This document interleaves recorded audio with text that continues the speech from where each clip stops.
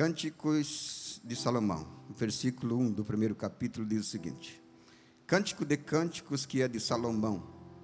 Beija-me ele com os beijos da sua boca, porque melhor é o seu amor do que o vinho. Para cheirar são bons os teus ungüentos, como unguento derramado é o teu nome, por isso as virgens te amam. Leva-me tu, correremos após ti, o rei me introduziu nas suas recâmaras. Em ti nos regozijaremos e nos alegraremos, do teu amor nos lembraremos mais do que do vinho. Os retos te amam. Eu sou morena e agradável, ó filhas de Jerusalém, como as tendas de Quedar, como as cortinas de Salomão. Não olheis para eu ser morena, porque o sol resplandeceu sobre mim. Os filhos da minha mãe se indignaram contra mim e me puseram por guarda de vinhas. A vinha que me pertence não guardei. Dize-me, ó tu, a quem ama a minha alma, onde apacentas o teu rebanho? Onde a recolhes pelo meio-dia?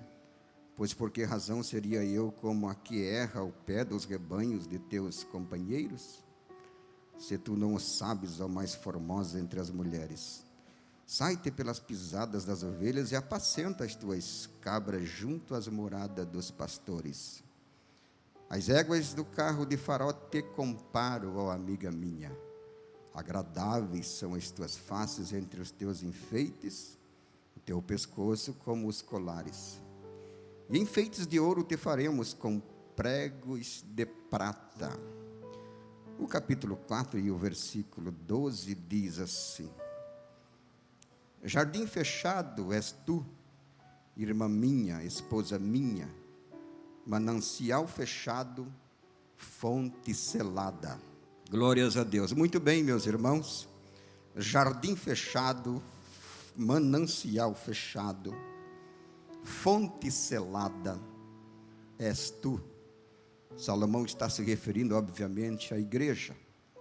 Mas veja bem, meus amados irmãos, para a gente compreender melhor a questão Salomão na Bíblia Sagrada, é bom a gente observar o tipo de reino que existiu em Israel nesse tempo. Porque Salomão, na verdade, ele é um tipo de Cristo, uma tipologia. Se você observar aqui nesse livro de Cantares de Salomão, que é o Cântico dos Cânticos, o canto mais excelente que Salomão fez, ele fez 1005, mas esse é o cântico mais excelente que ele fez. Se você observar aqui, em todo o seu contexto, você vai ver que existe aqui a pessoa de Salomão, que representa Cristo. Existem as filhas de Jerusalém, que representam Israel. E existe aqui a Sulamita, uma moça que vem de uma outra nação, uma moça sofrida, que não era israelita, não era judia, e que, por sua vez, representa a igreja de Cristo aqui. Salomão teve um reino muito glorioso, muito famoso, muito lindo.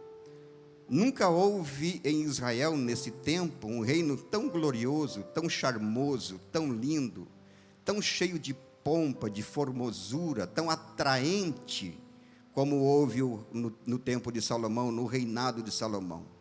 Esse reinado tipifica o reinado de Cristo, 1000 anos de reinado de paz.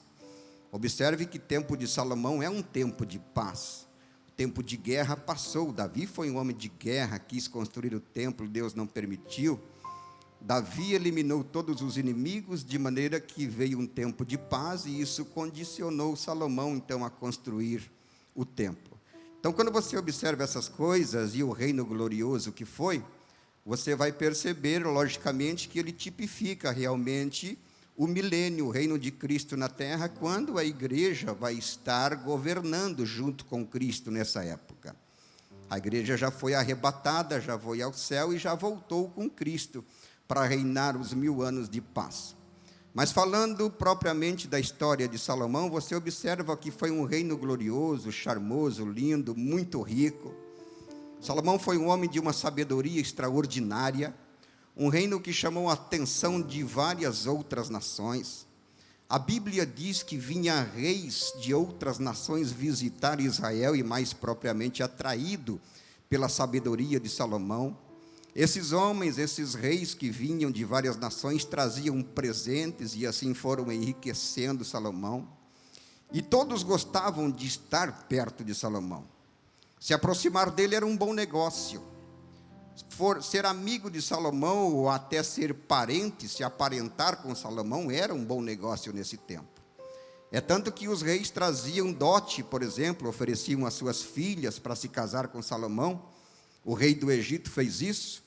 Quando naquela época o noivo tinha que conquistar a noiva e pagar um dote ao pai do noivo para ter a filha em casamento, nessa época, tendo em vista a fama do noivo de Salomão, a coisa acontece exatamente no sentido contrário. Não é o noivo, não é Salomão que paga dote para ter a noiva, para ter as esposas. São os reis da terra que vêm trazendo dote para Salomão e oferecendo as suas filhas em casamento, assim como fez o rei do Egito, conquistou uma cidade, deu a Salomão e deu a sua filha para se casar com ele. Salomão atraía muita gente pela sua grande e enorme sabedoria que ele teve. E assim Salomão foi enriquecendo. A Bíblia diz também que ele teve 1000 mulheres. Ele teve 700 mulheres e 300 concubinas. Um homem que teve 1000 mulheres. Aí você começa a pensar na questão, nas circunstâncias em que Salomão teve essas mulheres, porque é sensato pensar que um homem em condições normais, ele não consegue ter um relacionamento conjugal com 1000 mulheres. Isso não existe de forma nenhuma, não existe nenhuma possibilidade de um homem manter uma relação conjugal com 1000 mulheres.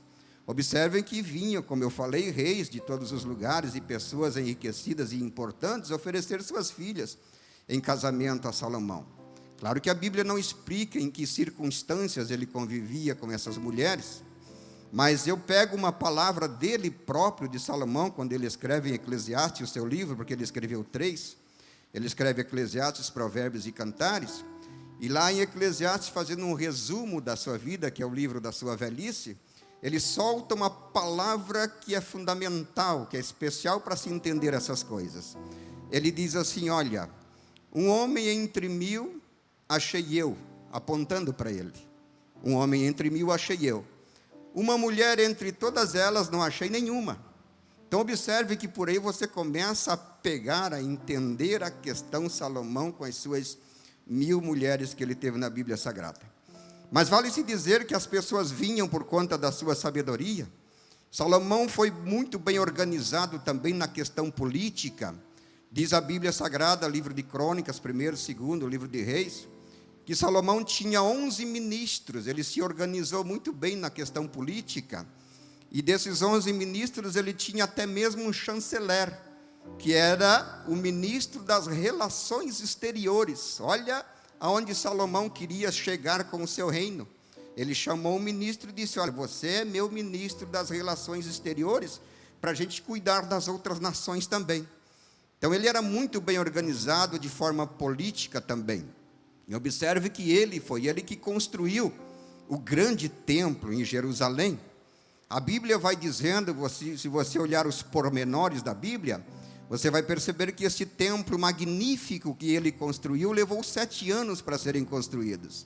E se você somar o número de trabalhadores, de funcionários, de empregados que Salomão teve para fazer esse templo, para construir esse templo, você vai chegar à conclusão que ele teve 183 mil funcionários, homens, trabalhadores. Nenhuma empresa brasileira, nem mesmo a Petrobras, que é uma das grandes estatais do Brasil, tem esse número de funcionário. Teve Salomão esse número de homens, uns colhendo madeira, cortando lá em Tiro, tirando as madeiras do mato, outros passando madeiras pelo mar em jangada, uma outra equipe pegando do lado de cá, uma outra equipe levando até Jerusalém, uma outra equipe trabalhando, fazendo, construindo. A obra era magnífica, extraordinária e empregou 183 mil funcionários. Isso está na Bíblia Sagrada, você pode ler. Em 7 anos ele construiu esse templo. Por quê? Porque era um novo tempo. O tempo era diferente. Passou o tempo de Davi, de guerra. Agora é tempo de paz, é tempo de construir o templo, é tempo de se organizar de forma religiosa, é tempo de trazer as pessoas para aprender. Deus queria fazer isso, isso era a intenção de Deus. Observe que o tempo era um tempo de se aproximar do Senhor, e Salomão constrói o templo, e depois que o templo estava pronto, ele reúne todos os anciões de Israel daquela época, os cantores, os filhos de Asaf, de Emã, de Jedutum, estavam todos ali, e ele faz um palanque, um elevado, um palanquim lá na frente do templo, de 1,5 metro de altura. Diz a Bíblia que Salomão se coloca em cima daquele palanquim que ele fez ali, daquele estrado de 1,5 metro, de maneira que ele podia ver toda a multidão do povo que estava na frente, e ali ele faz uma oração de mais ou menos uns 10 ou 15 minutos, e ele ora na dedicação do templo, e ele se lembra de detalhes muito importantes, pedindo a bênção de Deus sobre o povo. Ele diz, por exemplo, Deus, quando o teu povo, que se chama pelo teu nome, pecar, por exemplo, e fazer uma oração a ti voltada para esse templo, perdoa os pecados do teu povo. Deus, se por exemplo, se por acaso não vier a chuva e a plantação for consumida, Senhor, lembra-te do teu povo, se o teu povo orar a ti virado para esse templo, olha, ouve e escuta a oração do teu povo e abençoa o teu povo. Ele diz, Deus, se o teu povo, o teu exército for para a guerra, e lá eles estiverem perdendo a guerra e orarem a ti de lá, olhando para esse templo, voltado para cá, abençoa o teu exército, o teu povo, e dá vitória para os teus soldados.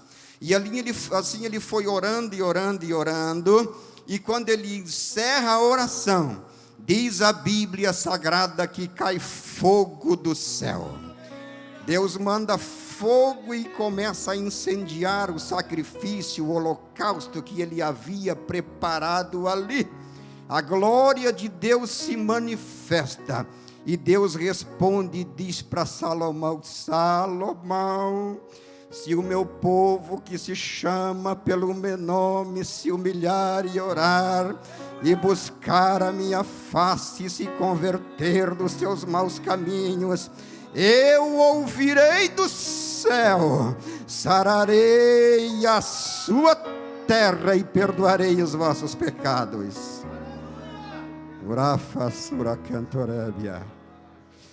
A glória de Deus se manifestou naquele lugar de uma forma extraordinária. A Bíblia diz que Salomão foi um homem muito sábio, muito rico. Havia ouro e prata em Jerusalém, diz o texto sagrado, nesse tempo, como havia pedras, era como pedras, a Bíblia diz isso, o livro de Crônicas vai dizer isso, que havia tanto ouro e tanta prata que era como pedras, havia uma riqueza. Por isso que o reinado de Salomão foi um reino esplendoroso, lindo, cheio de glória, de riqueza, de glamour. Foi um reino extraordinário, não houve nada igual na terra.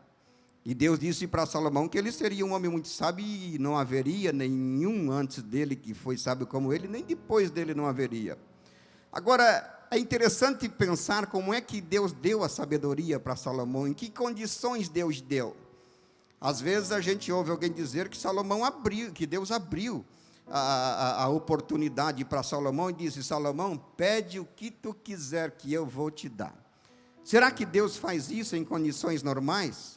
Será que Deus pega alguém andando na rua, Salomão na varanda, lá da sua casa, do palácio, e chama Salomão em sã consciência e diz assim, pode me pedir o que tu quer que eu vou te dar? Será que Deus faz isso?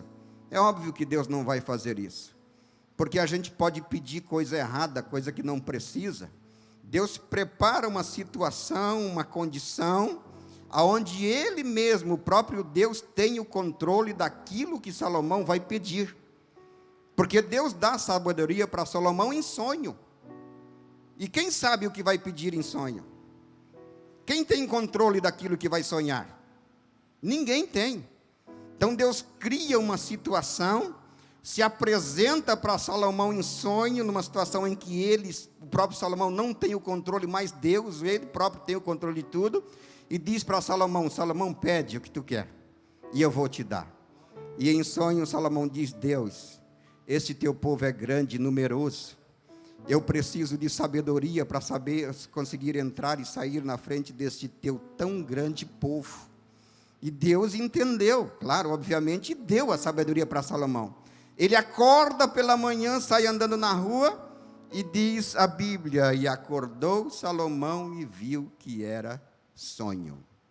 Ele próprio, nesse momento, não sabia que ele tinha ganhado a sabedoria.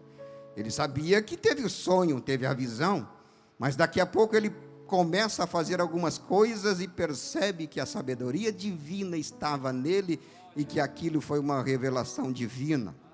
E vinha muitas pessoas visitar Salomão e ouvir a sua sabedoria. Diz a Bíblia Sagrada que ele falou muitas coisas. Ele falou de todas as árvores, de todos os animais, répteis, peixes, de tudo ele conseguiu falar. Ele falou, diz a Bíblia, falando em árvores, ele falou desde o esopo que nasce na parede, que é aquela plantinha que incomoda, que não serve para muita coisa, até a grande árvore que existe lá, que ele cortava para fazer o templo. Ele falou de tudo.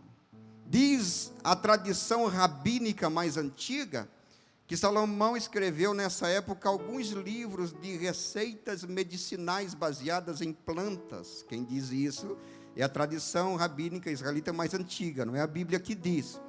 E dá para crer que ele fez isso mesmo, porque a Bíblia diz que ele falou desde o isopo até o grande cedro do Líbano. Deus deu esse entendimento para ele e ele entendeu isso.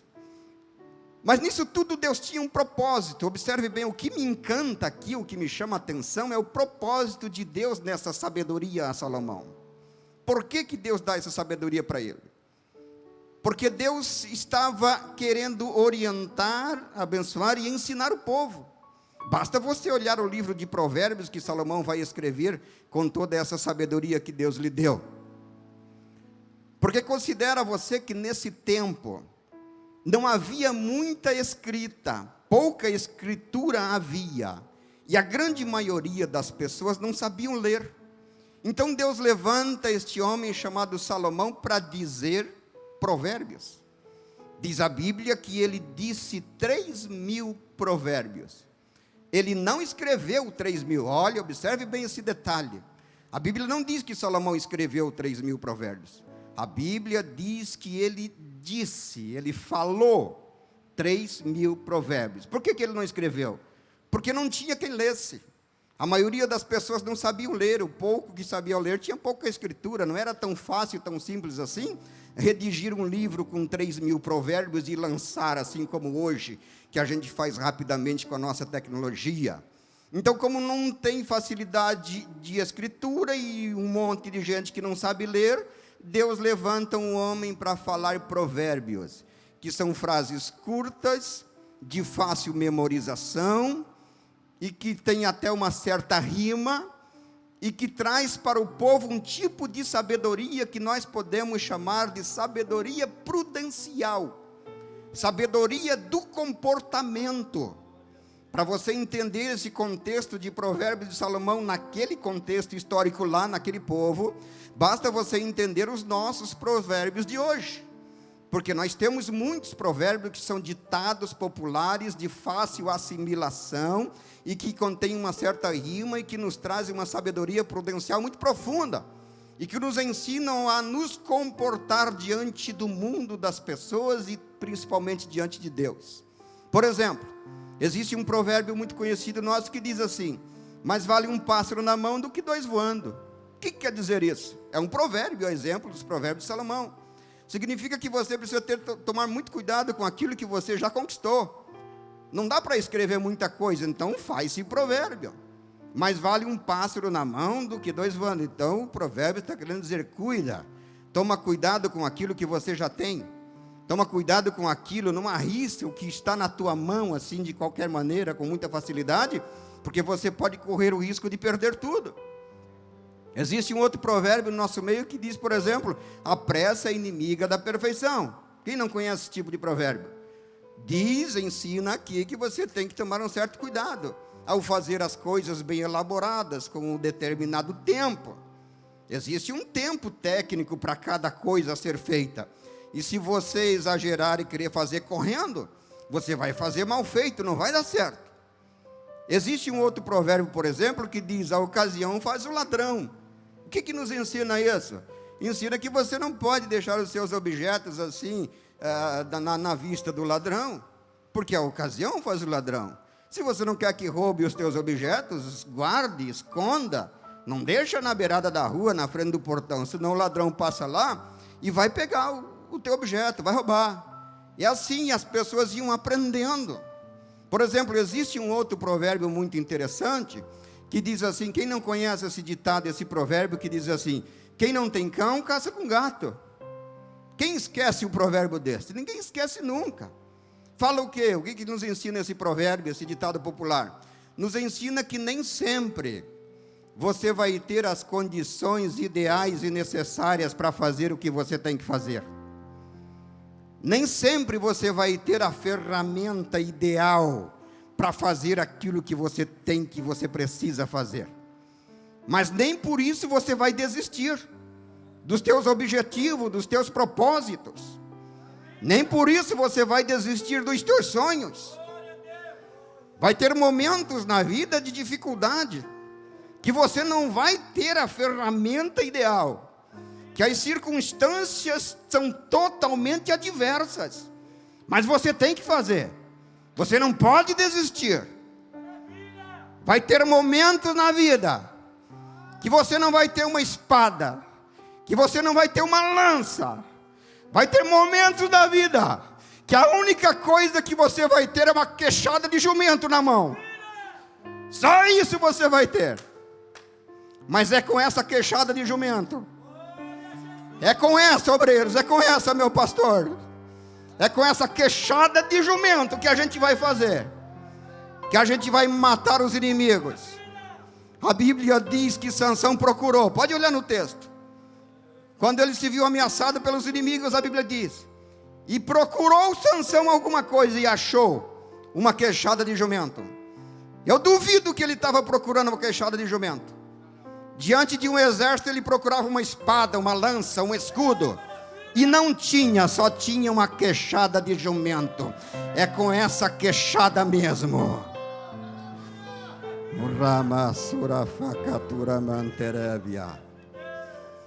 Deus te trouxe aqui nesta noite. Eu sinto a glória, eu sinto a presença dele.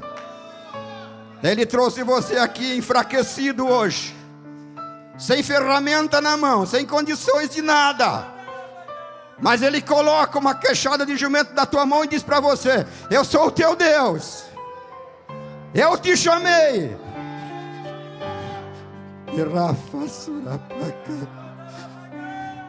Eu sinto a glória, eu sinto a presença, eu sinto a presença. Oh, aleluia, glórias ao nome de Jesus.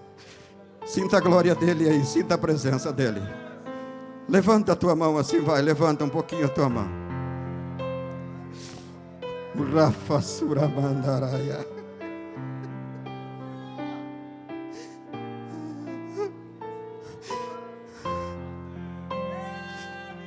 Ramadarafa Surapakataraya. Há uma glória de Deus aqui nesta noite. Há uma presença. Glórias ao nome de Jesus. Bendito seja o nome do Senhor. Existe um provérbio nosso que nós conhecemos que vem de lá, pastor Alessandro. Lá do tempo de Salomão, surgiu na família dele, na família de Absalão.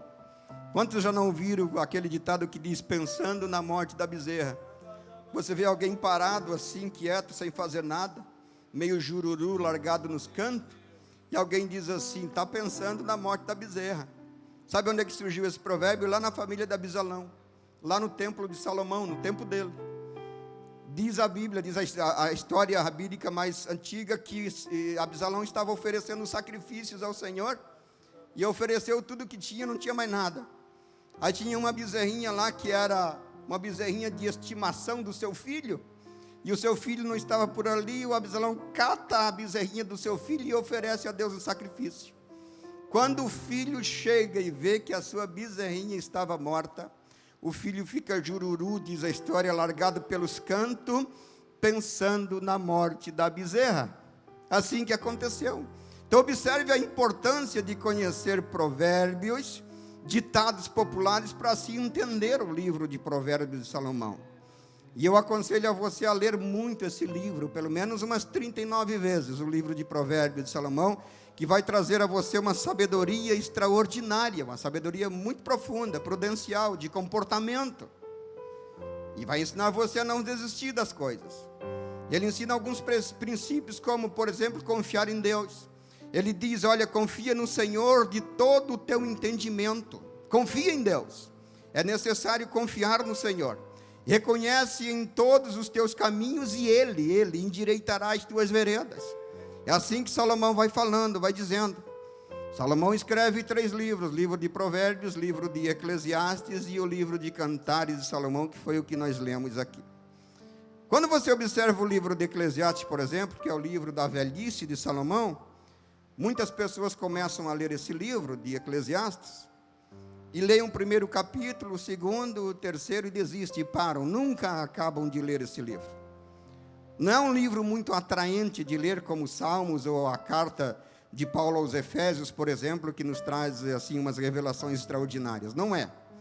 Mas é um livro que traz um equilíbrio espiritual e material também. Porque Salomão começa dizendo, falando das coisas materiais, dizendo, vaidade de vaidade é tudo vaidade. Vaidade aqui é coisa sem sentido. Ele começa a trazer um equilíbrio, porque tem pessoas que espiritualizam tudo. E tem pessoas que materializam tudo. E esse livro de Eclesiastes tem esse propósito, esta função, entre outros, obviamente, de trazer um equilíbrio espiritual e material para todo crente, a fazer ele a pensar de uma forma coerente e sensata, e ficar firme na presença de Deus. Agora observa-se que o livro de Cantares que nós acabamos de ler, é o livro da mocidade de Salomão, do tempo que ele era jovem ainda. É o Cântico dos Cânticos, dos 1005 que ele fez, é o mais excelente de todos eles. E ele dedica esse cântico exatamente para essa moça chamada Sulamita, que é uma moça que vem de uma outra nação, não era hebreia, não era judia, não fazia parte do contexto, vem de fora. E observe que no comentário que ele faz, ele chama esta moça, esta que representa a igreja, ele chama de jardim fechado, manancial fechado, fonte selada. Aí você observa Paulo lá no Novo Testamento, na carta que ele escreve aos Efésios, no capítulo 1, versículo 13, falar basicamente as mesmas coisas, porque Paulo vai dizer que nós fomos selados com o Espírito Santo da promessa. E aqui, no Antigo Testamento, Salomão já estava chamando a igreja de fonte selada. O que significa isso, pastor? O selo de Deus, o selo era um anel que o rei tinha no dedo, tipo uma espécie de carimbo, onde ele selava as coisas que eram suas, que pertencia ao rei.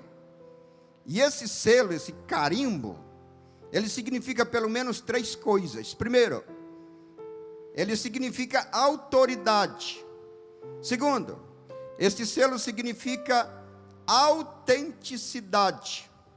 Terceiro, esse selo significa propriedade. Por que isso? Eu explico. Primeiro, significa autoridade. Por quê?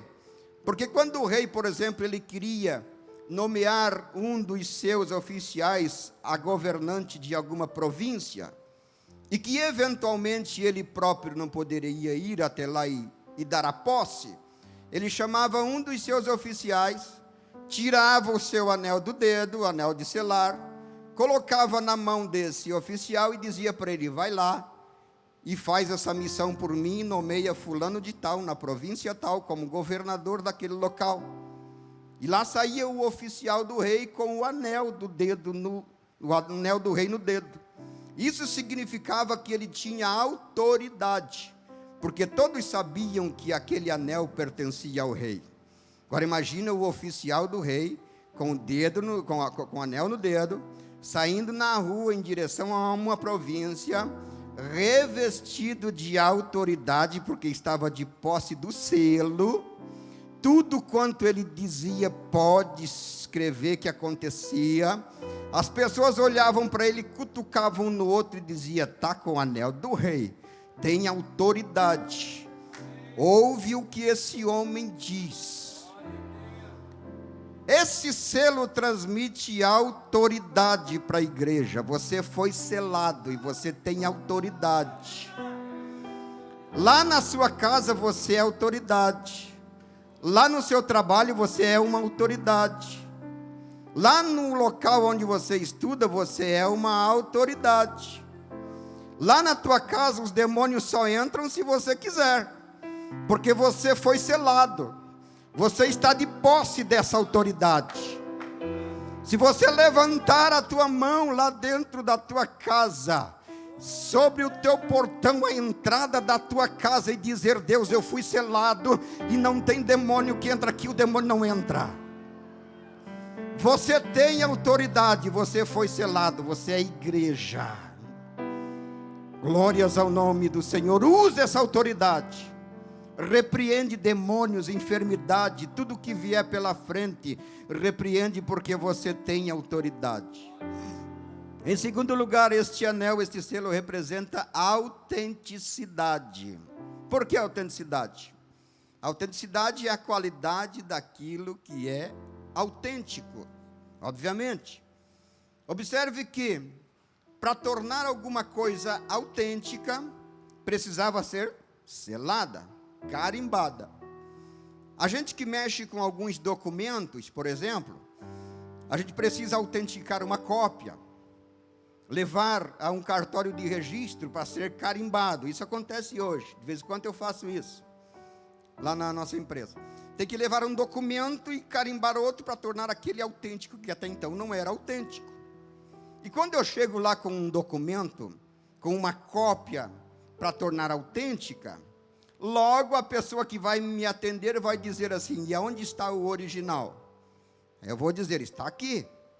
Aí eu apresento o original e a cópia. Aí o escrivão vai olhar se a cópia está parecida, igual, exatamente igual ao original. Se tiver igual ao original, ele vai dizer: realmente está igual. Então eu vou carimbar. A partir daquele momento eu saio dali com aquele documento autenticado. Isso significa dizer que Jesus, que é autêntico, autêntico por excelência, Ele pegou você um dia, Ele encontrou você nas andanças desta vida. Você não era autêntico, você era falso, mas Ele encontra você, Ele acha você. Não sei aonde foi, nem como. Não sei o que você fazia, eu sei o que eu fazia. As rebeldias da minha antiguidade, isso eu lembro, eu sei, nem convém falar.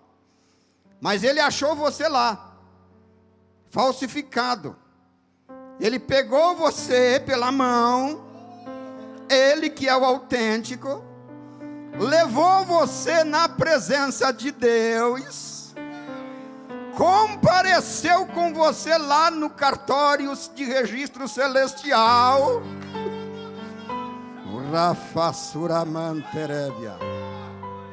apresentou você para Deus e disse: Deus, Pai, está comigo. Aí o pai olhou para ele, para o filho, e olhou para você, lavado, remido, perdoado, embranquecido, purificado.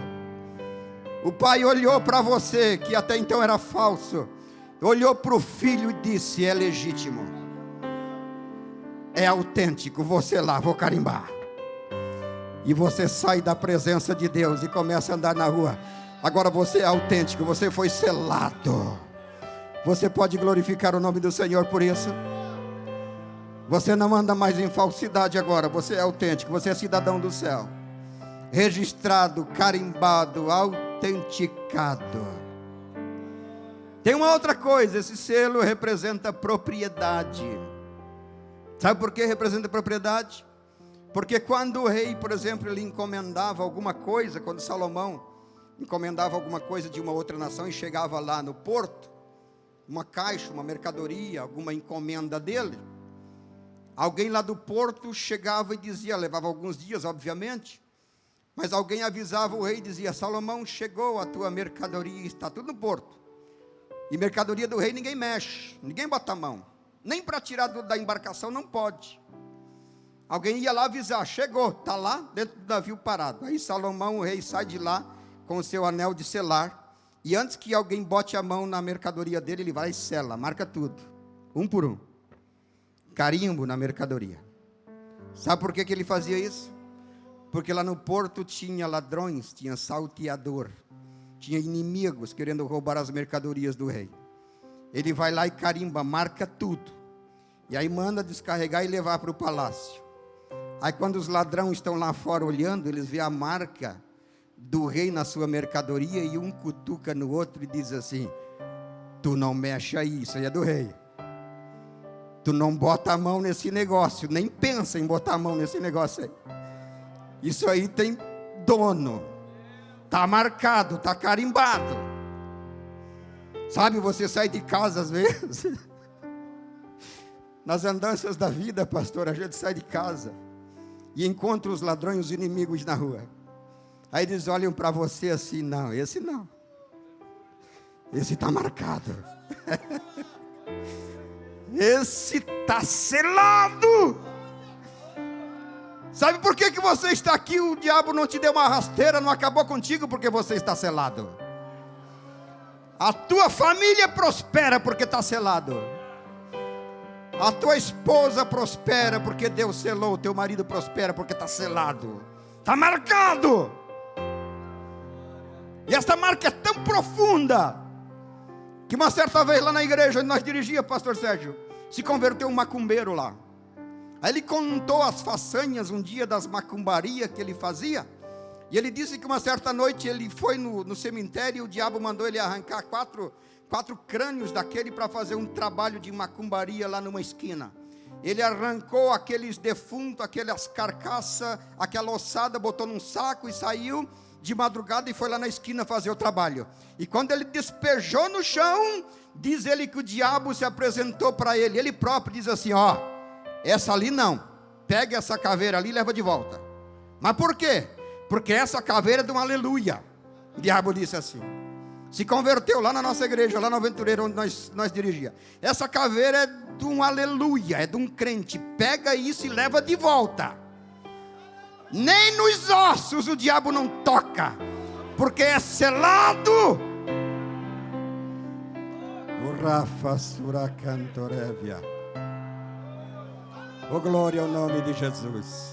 Eu sinto a presença dele. Eu sinto a glória, eu sinto a presença do Senhor. Olha o que Salomão diz para a noiva. Salomão é o rei, a noiva é a sulamita, que representa a igreja.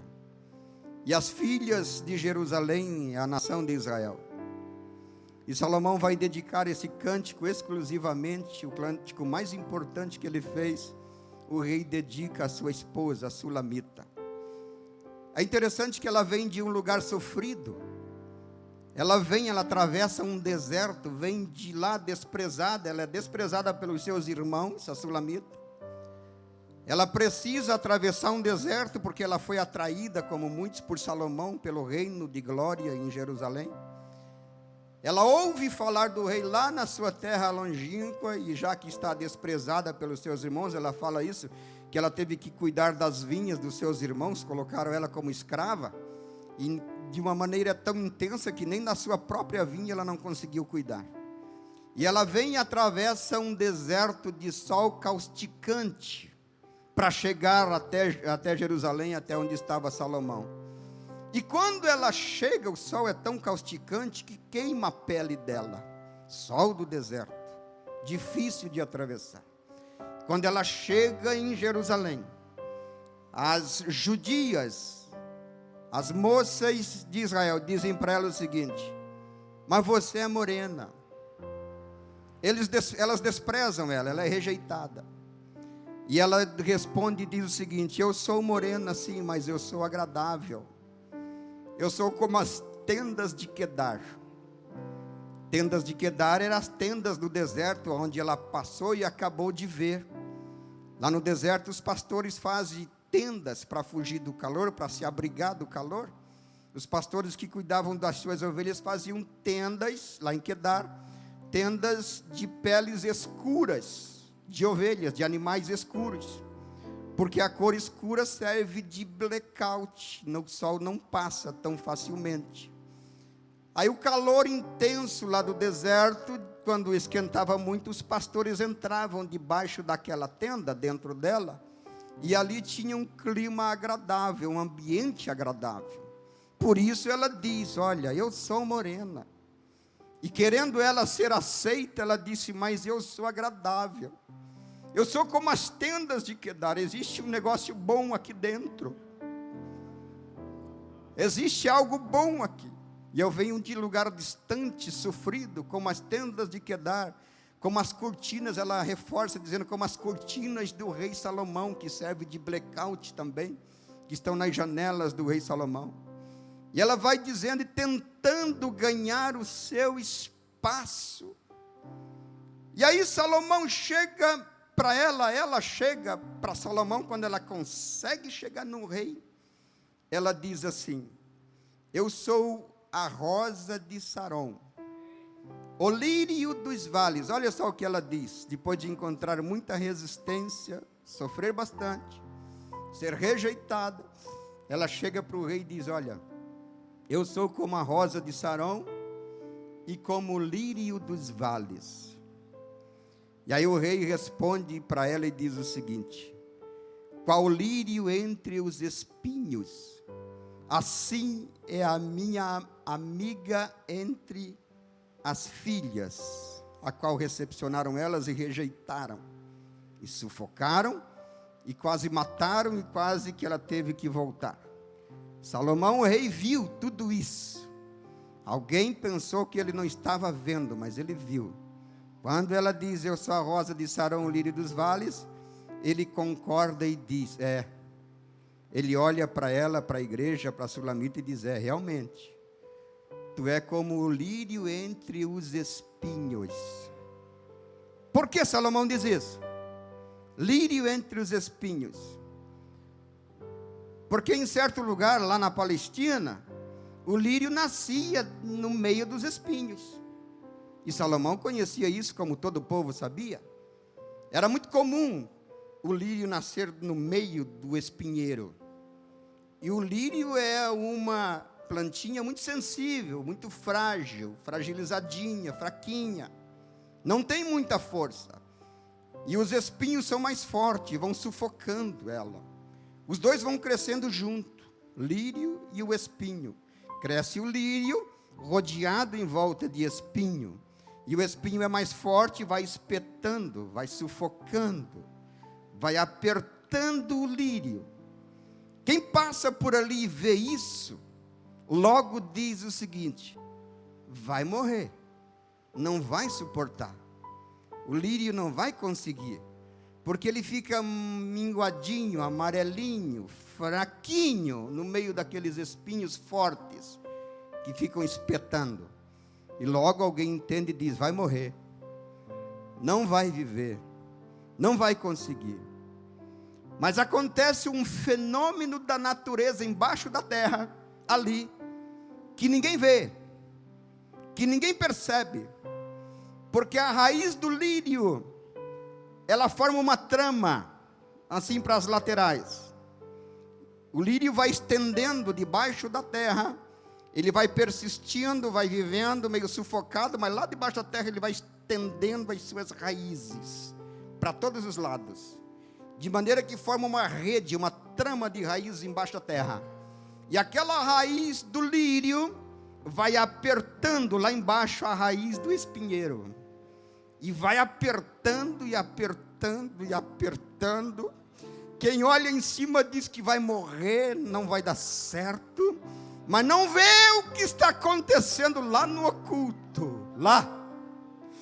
E daqui a pouco aquele lírio aperta tanto a raiz do espinheiro, que é o espinheiro agora que vai enfraquecendo, vai ficando fraquinho, minguadinho, raquítico, amarelinho, e o lírio vai sobressaindo, vai crescendo, crescendo, e se torna uma planta viçosa. Qual lírio entre os espinhos?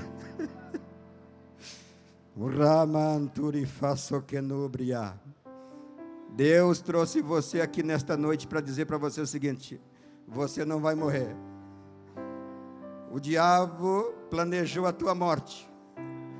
As circunstâncias eram totalmente desfavoráveis. Você está minguadinho, raquítico, fraquinho, mas você não vai morrer. Deus trouxe você aqui nesta noite para dizer para você: eu sou o teu Deus que te levanto. Ele trouxe você aqui para dizer para você o seguinte: eu ouvi a tua oração. Aquela oração que ninguém viu, que estava no oculto, ninguém viu, nem o teu esposo viu, mas ele viu. E ele trouxe você aqui nesta noite para dizer o seguinte: eu sou o teu Deus e você não vai morrer.